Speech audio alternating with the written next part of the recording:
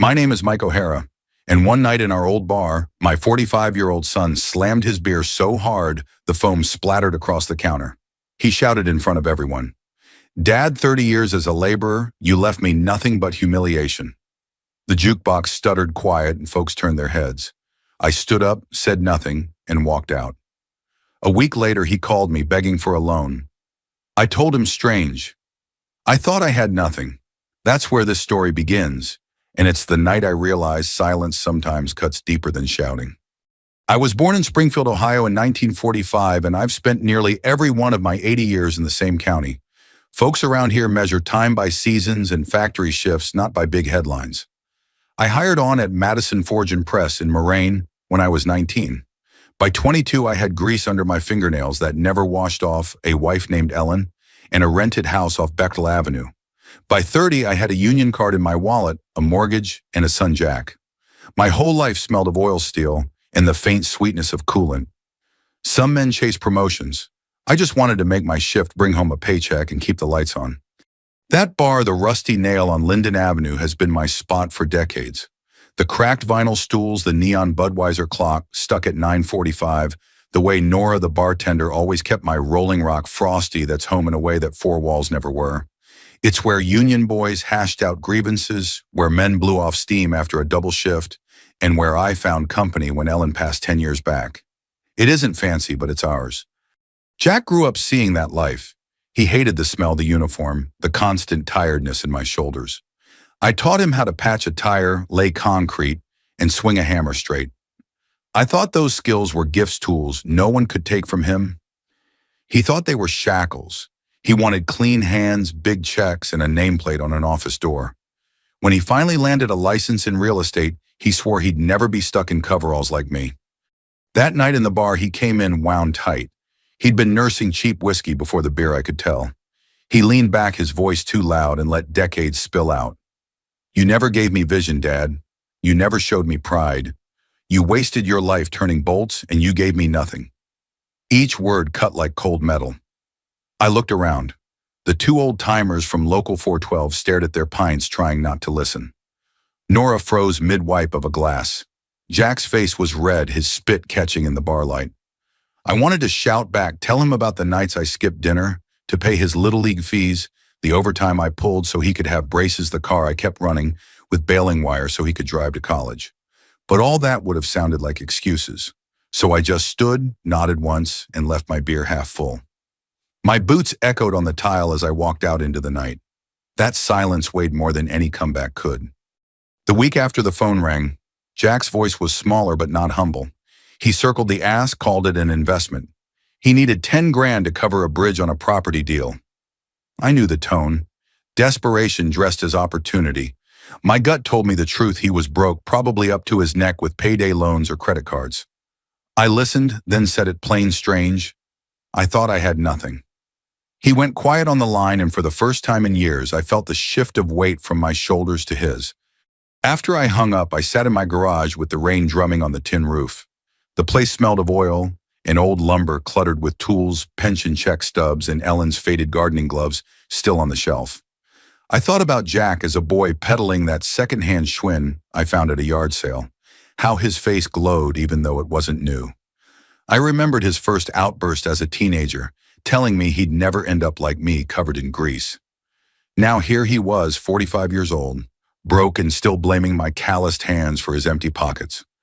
I never saw myself as a man of wisdom, just a man of work. But that night after his call, I knew something had to give. I wasn't going to hand him money. Money without respect is like pouring water into a cracked bucket. But I also wasn't going to wash my hands of him. He's my son even when he spits fire. So I started to think not of loans, but of lessons. Not of yelling, but of ways to show him the kind of wealth he kept ignoring all these years. When you spent 30 years pressing steel, you learn patience. You learn pressure makes the shape, not the talk around it. Jack thought I left him nothing.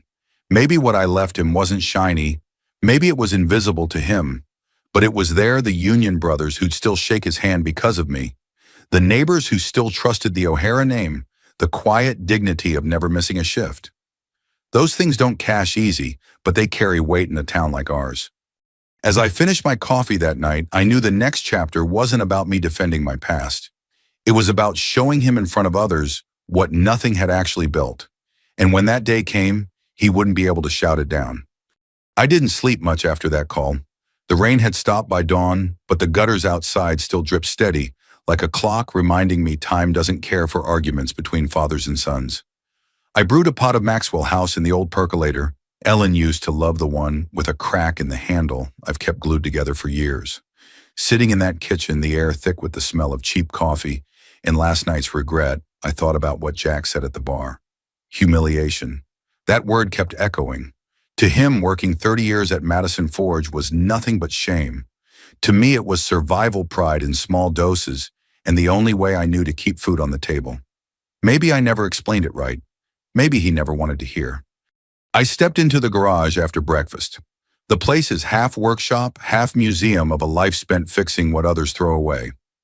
Rusted socket sets an old drill press I rescued from the plant before they scrapped it union newsletters stacked in milk crates.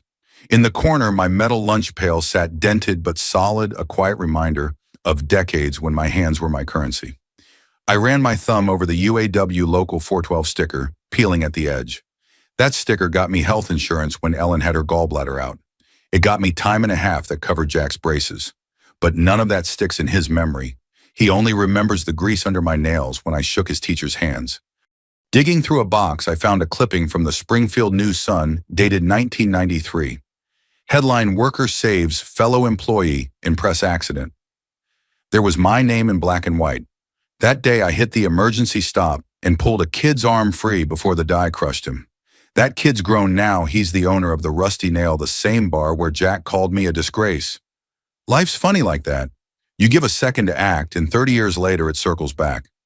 I sat on the workbench, the clipping trembling a little in my hands. The truth is, I've been helping Jack quietly for years, even while he spits fire. When he missed property tax payments, I covered them online, funneling money from my survivor benefit after Ellen passed. He never knew. I didn't want him to. Pride's a tricky thing. You hand a man cash and he feels small. But you keep the bank from knocking, and maybe he can still look his neighbors in the eye. That was my way. No headlines, no thank yous. Just quiet patches over big holes. And then there's Tommy, Jack's boy. Bright kid, 10 years old, eyes always curious. I opened a 529 plan for him the year Ellen died, started with overtime checks I'd socked away. Every month, even after the plant closed, I've added a little. Jack doesn't know about that either. One day when Tommy graduates, maybe he'll realize his granddad's nothing turned into something worth more than pride. Maybe that'll be the real revenge, seeing the boy break free of the cycle Jack's stuck in. But I'm getting ahead of myself. That morning after staring at the clipping, I knew Jack's ask for money wasn't the root. It never is. A man who shouts humiliation at his father is carrying more than overdue bills. He's carrying resentment, maybe fear, maybe the bitter taste of his own choices catching up. I wasn't going to write a check. I decided I'd set terms not just for his pocket, but for his backbone.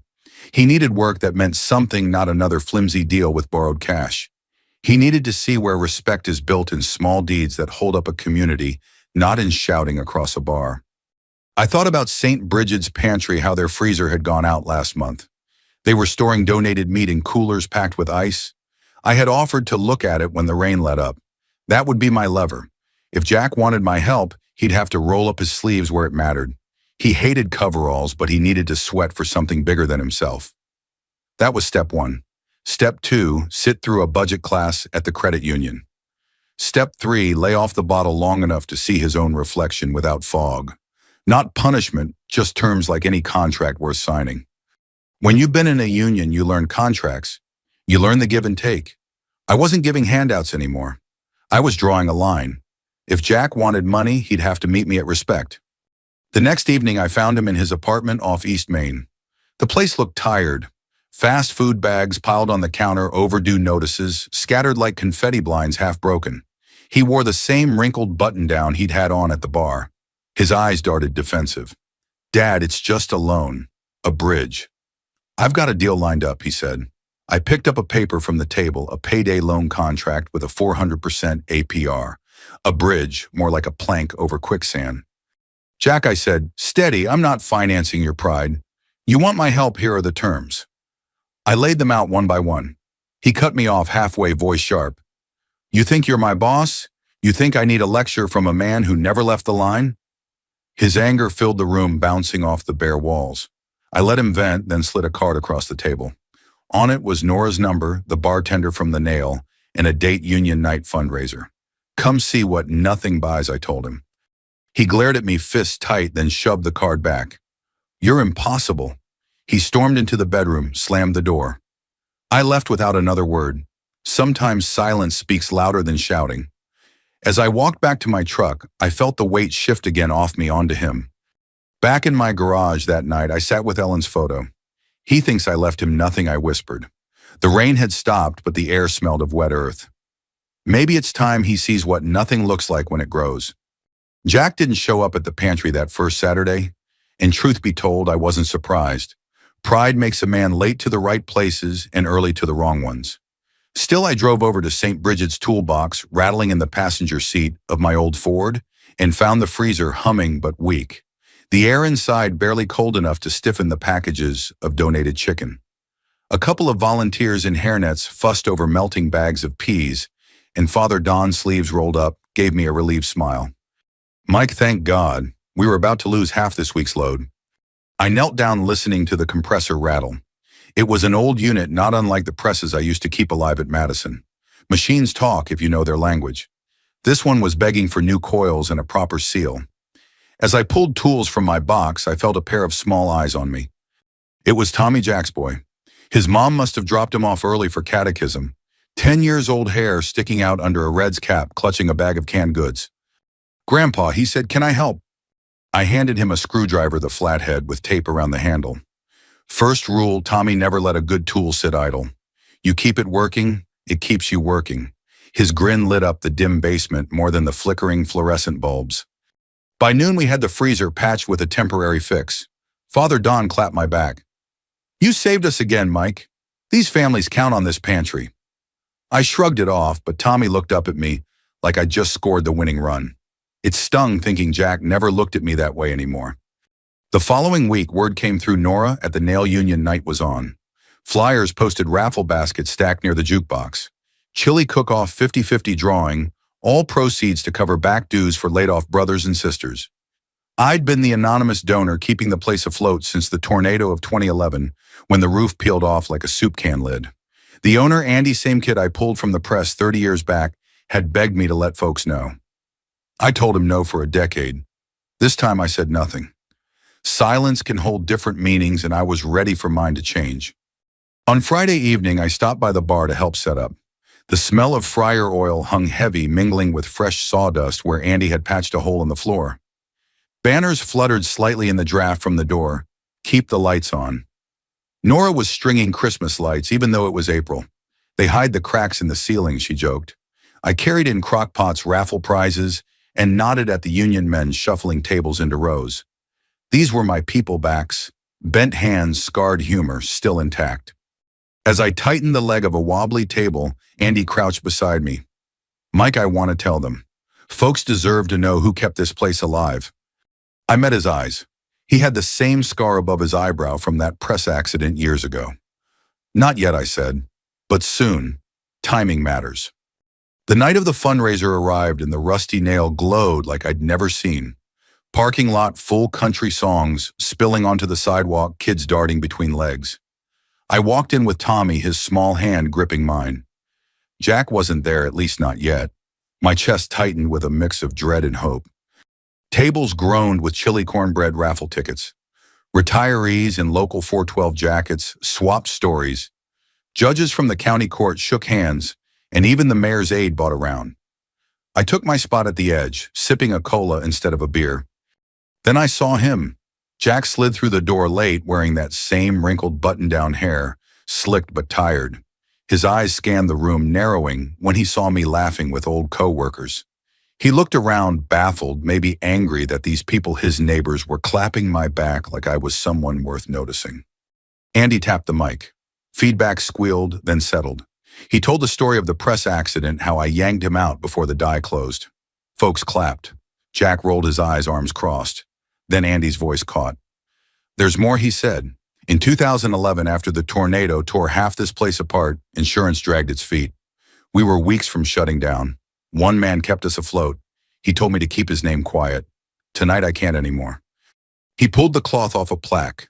The brass letters shone under neon light in gratitude to Michael O'Hara. Gasps. A hush fell. Nora wiped her eyes. The old-timers rose first, clapping, slow, steady, the union clap. It spread until the whole room stood. I didn't move. I just sat there, hands folded. Tommy's eyes wide beside me. Jack's face went white.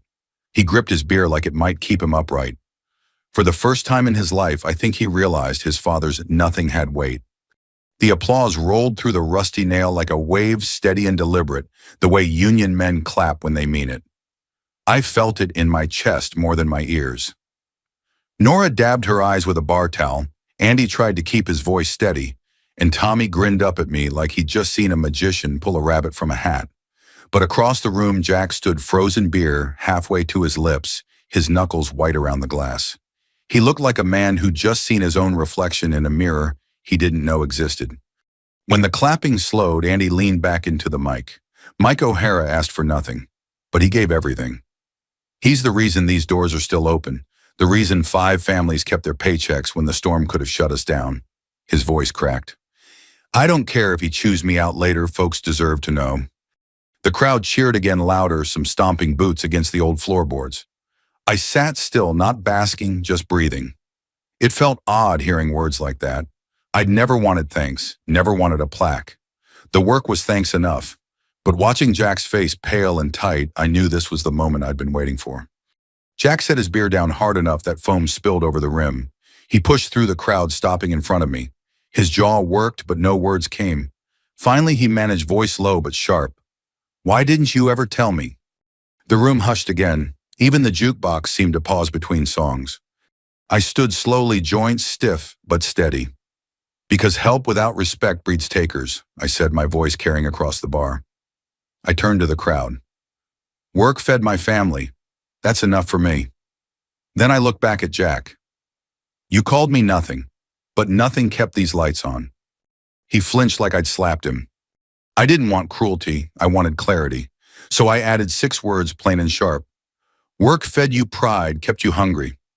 Gasps, murmurs. Some nodded. Jack's eyes darted like he wanted to argue, but the words stuck in his throat. Andy slid the mic back toward me. Say something, Mike. Folks will listen. I hadn't planned to speak, but sometimes a father knows when silence isn't enough. I took the mic, the cord stiff, the weight heavier than any wrench I'd held. Neighbors, friends, I began. I'm no hero. I pressed steel for 30 years, same as a lot of you. I did what needed doing. That's all. I paused, feeling the eyes on me. But since folks are listening, I'll say this: dignity isn't in money or titles. It's in showing up every day, even when no one claps. The room hummed with quiet agreement. I turned to Jack, my voice firmer. You came to me for a loan. Here's my offer.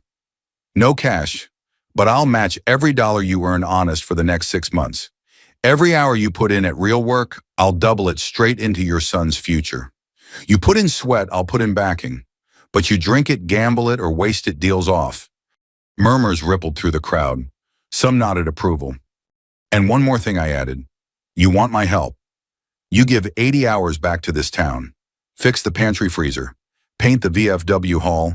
Haul lumber for habitat. Whatever needs doing. You give before you take. That's the contract.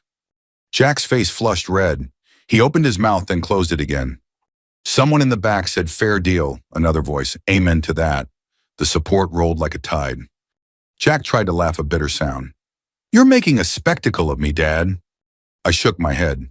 No, son. You did that yourself the night you shouted I gave you nothing. I'm giving you a way back. Public, so you can't twist it later. You want money, earn it. You want respect, show it. Tommy tugged at his father's sleeve, eyes wide. Dad, maybe Grandpa's right. That broke something in Jack. His shoulders sagged, the fight draining. He looked around, saw the stares, the folded arms, the quiet expectation of people who knew hard work from the inside out. He wasn't just arguing with me anymore. He was arguing with the town. I handed the mic back to Andy. That's all I've got, I said. The crowd clapped again, not loud this time, but steady. Jack stood there torn between pride and shame. Finally he muttered, "We'll talk later." Then he left the bar, the door slamming against its frame. I sat back down, heart heavy but steady. This wasn't victory, it was the first crack in a wall that had been building for decades. And cracks, if you're patient, let the light in. The next morning, Springfield felt quiet in that particular way only small Midwestern towns can. The streets were damp from a midnight drizzle, the air carrying the faint smell of earth and cut grass. I drove to the pantry, early toolbox in the back, my mind replaying the night before. Jack's face when the plaque was unveiled, white as sheet metal jaw. Slack stayed with me. I hadn't meant to shame him, not entirely, but sometimes a man needs to see himself through other people's eyes to understand what's missing. When I pulled into the church lot, Father Don was already unloading boxes from a van. He waved and pointed me toward the basement. Inside, the freezer was humming along, but still fragile. I tightened a seal I'd patched with tape and ordered parts that would take a week to arrive. As I worked, I felt the tug of small hands again. "Grandpa, can I hold the flashlight?" It was Tommy. His mom had dropped him off while she went to work a shift at the hospital. I smiled, handing him the heavy mag light. "Point it where I'm working, buddy. That's half the job." He beamed, steadying the beam over my hands. For a boy who barely knew which end of a screwdriver was which, he was eager. "Dad says you can fix anything," he whispered. I swallowed hard. "Your dad knows a few things himself. He just forgets sometimes." By noon, the pantry filled with volunteers. High schoolers stacking cans, retirees bagging produce. Tommy lugged boxes twice his size, sweat on his brow, but pride in his step. Watching him, I thought, this is the work that matters. Work you don't brag about, but work that keeps families fed. Later that week, I stopped by Jack's apartment. He opened the door, looking rough eyes, bloodshot shirt, wrinkled hair, stale with last night's whiskey. Bills still piled on the counter. "Dad," he said flatly. "Just checking in." I stepped inside, setting my cap on the table. "Parts for that freezer come Friday. Could use an extra set of hands." He scoffed. "What, you want me to play mechanic with you now?" "No, I want you to see your son proud of you." That hit. He blinked, jaw working, but said nothing. I didn't push. Instead, I slid an envelope onto the counter. Inside wasn't cash, but a photocopy of the 529 account statement. Tommy's college fund. His eyes flicked over the numbers more than he expected. "You did this?" he asked, voice caught between disbelief and anger. "Started it the year Ellen passed. Every month since." I kept my tone steady. "That's what my nothing bought." His hand shook slightly, holding the paper. "Why didn't you tell me?" "Because help without respect breeds takers," I repeated. "But Tommy's not a taker. He deserves a chance." He slammed the paper down. "You think this makes you better than me, huh?"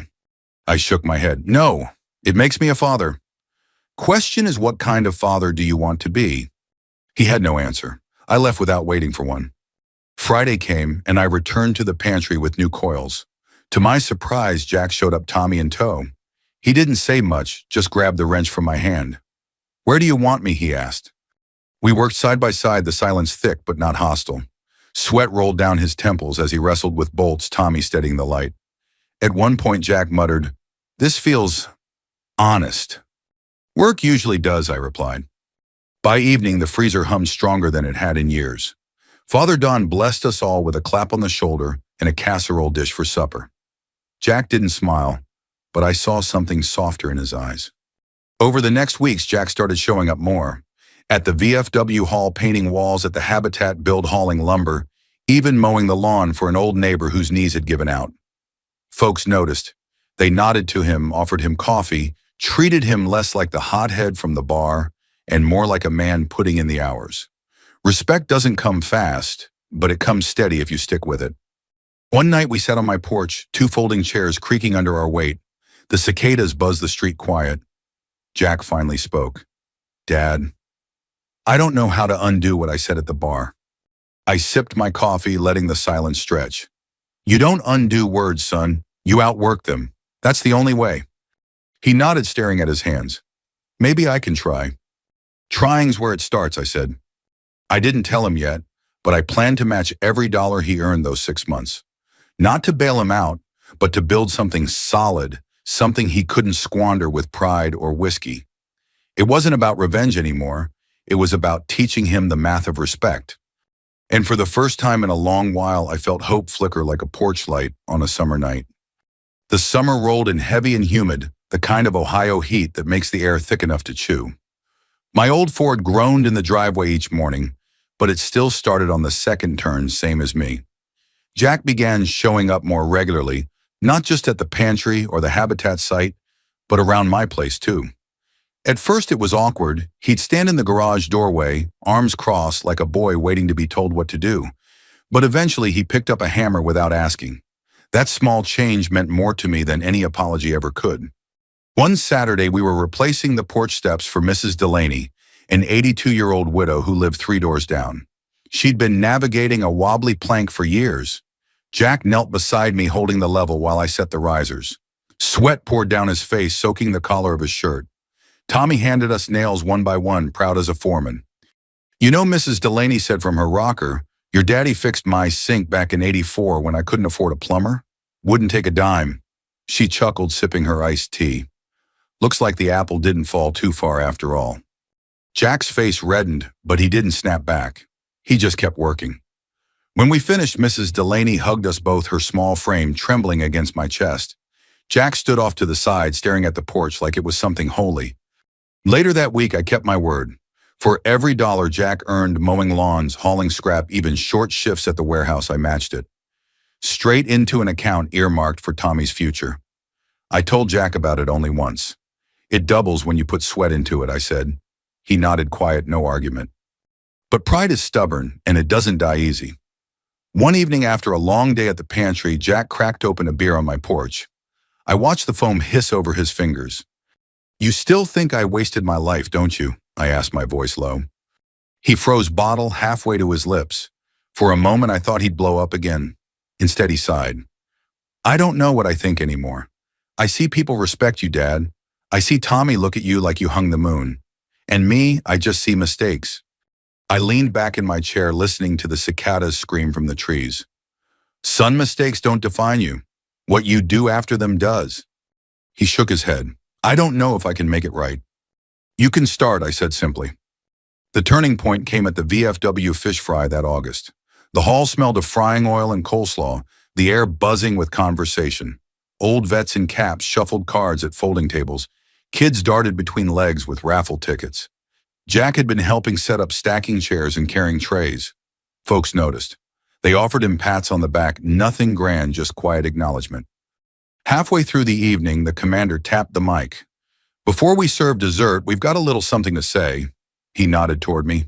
"Mike O'Hara's been patching this place together for years, roof leaks and all. And lately we've had another O'Hara out here putting in hours." He gestured to Jack.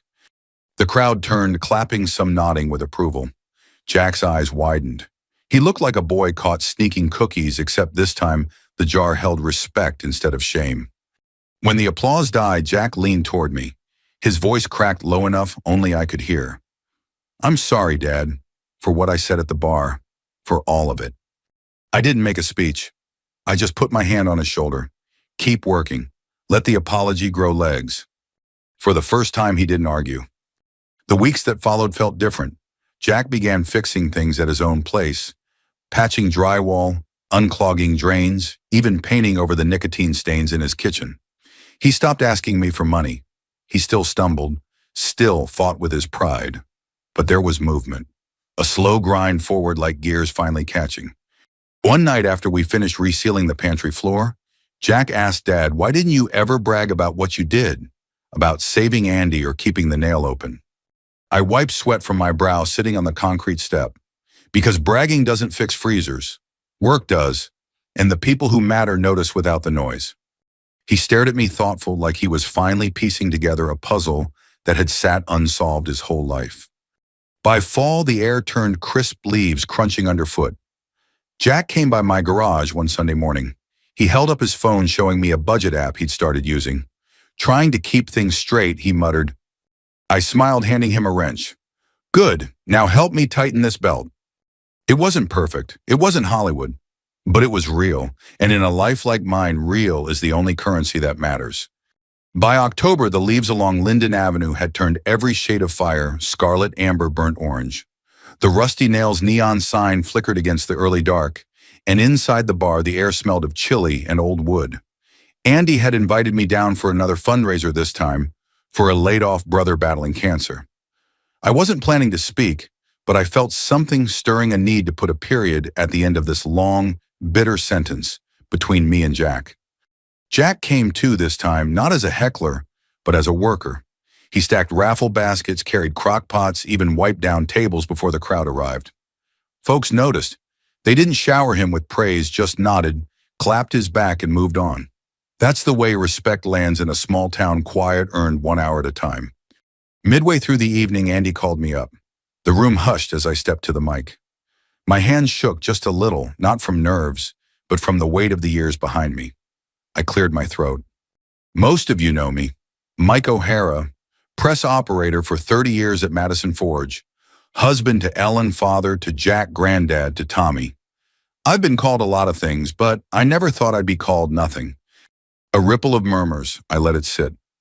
My boy said that to me once across this very bar. He said 30 years of labor left him nothing but shame, hurt like hell. But here's what I've learned: dignity isn't something you inherit. It's something you earn one shift at a time. One freezer fixed, one porch step replaced, one kid who looks at you with pride. I turned toward Jack, who stood in the back, shoulders tight. Work fed you, son. Pride kept you hungry. Tonight I'm saying this plain: I won't give you money, but I'll give you a map. And if you follow it, earn, give back, stay sober, stay honest, I'll match every step with you. Not for your pockets, but for Tommy's future. The room was silent. Even the jukebox seemed to hold its breath. Jack's eyes glistened, and for the first time in a long time, he didn't look angry. He looked human. He walked forward, slowly stopping at the edge of the crowd. Dad, he said, voice breaking. I was wrong. His words carried plain as any sermon. I thought money made the man. I see now it's the work. I'm sorry. The room erupted, not in jeers, not in pity, but in applause. Union men stomped boots, women wiped tears, vets raised their cups. It wasn't just forgiveness. It was recognition. A whole town saying, we see you, both of you. I pulled Jack into a hug. It wasn't perfect. It wasn't final. But it was the start of something new. Weeks later, Jack kept showing up at the pantry at the builds, even at my garage on Saturdays. He asked questions about torque and wiring things he'd once mocked. Tommy hovered close, soaking it all in. The boy would be better for it. I could feel it. One Sunday afternoon, we sat under the plaque at the Rusty Nail. 2 colas, sweating on the counter, the jukebox playing an old Sky Nerd tune. Jack leaned back, eyes on the brass letters spelling out my name. Dad, he said softly, I get it now. You didn't waste your life. You built one. For all of us. I nodded, sipping my drink. Took you long enough. We both laughed, the sound surprising us. I thought about Ellen, about the decades of grease and noise, about the bar fights, and the quiet mornings fixing things no one else would. It all added up to this moment. Not flashy, not easy, but solid. So here's what I'll leave you with if you've listened this far. Don't ever let someone tell you honest work is nothing. Don't let them shame you for calloused hands or worn-out boots. Those things are proof you showed up. They're proof you carried weight others couldn't. If you've got kids who don't understand yet, be patient. Sometimes respect takes a lifetime to cash in, and when it comes, it's worth more than money. If this story meant something to you, if it reminded you of your own father, your own son, or your own long shifts, share it with someone who needs to hear it. And if you'd like to hear more stories like mine, stick around. I'll be here telling them as plain as they happened. Because dignity isn't loud, it's durable. And sometimes the quietest men leave the deepest marks.